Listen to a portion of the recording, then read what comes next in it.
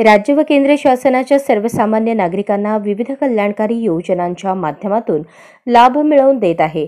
राज्य शासन पुढील 6 महिन्यात सर्व सेवा व व्यवहार ऑनलाईन करणार असल्याने एकाही सर्वसामान्य माणसाला शासकीय योजनांच्या लाभासाठी शासकीय कार्यालयात जाण्याची गरज भासणार नसल्याचे प्रतिपादन राज्याचे महसूल, दुग्ध विकास व पशुसंवर्धन मंत्री राधाकृष्ण विखे पाटील यांनी केले। अनगर येथे दुय्यम निबंधक श्रेणी 1 कार्यालयाच्या उद्घाटनाप्रसंगी आयोजित कार्यक्रमात महसूल मंत्री विखे पाटील बोलत होते।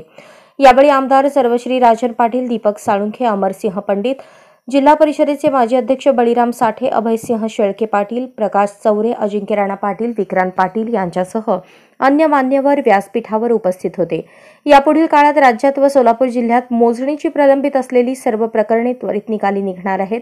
अद्ययावत तंत्रज्ञाने मोजणी करण्यासाठी प्रत्येक जिल्ह्याला 25 ते 30 रोव्हर उपलब्ध करून दिले जात आहेत। तसेच त्या जिल्ह्यात रोव्हर कमी पडत आहेत त्या जिल्ह्यांनी नियोजन समितीच्या निधीतून रोव्हर खरेदी करण्याबाबत जिल्हा प्रशासनाला सूचना देण्यात आल्याची माहिती महसूल मंत्री विखे पाटील यांनी दिली।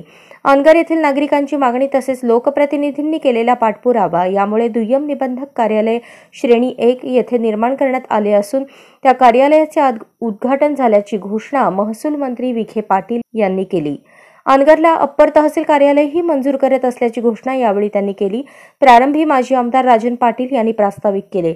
मोहोळ तालुक्यात 104 गावे असून अनगर येथे दुय्यम निबंधक कार्यालय करण्याबाबत लोकांची मागणी होती व ते लोकांसाठी आवश्यक होते असे सांगून हे कार्यालय येथे दिल्याबद्दल त्यांनी शासन व महसूल मंत्री यांचे आभार मानले। यावेळी आमदार यशवंत माने यांनी महसूल भवन इमारतीसाठी 15 कोटींच्या निधीची मागणी केली। तसेच मोहोळ येथे प्रशासकीय इमारतीसाठी 25 कोटींचा निधी उपलब्ध असल्याचेही सांगितले।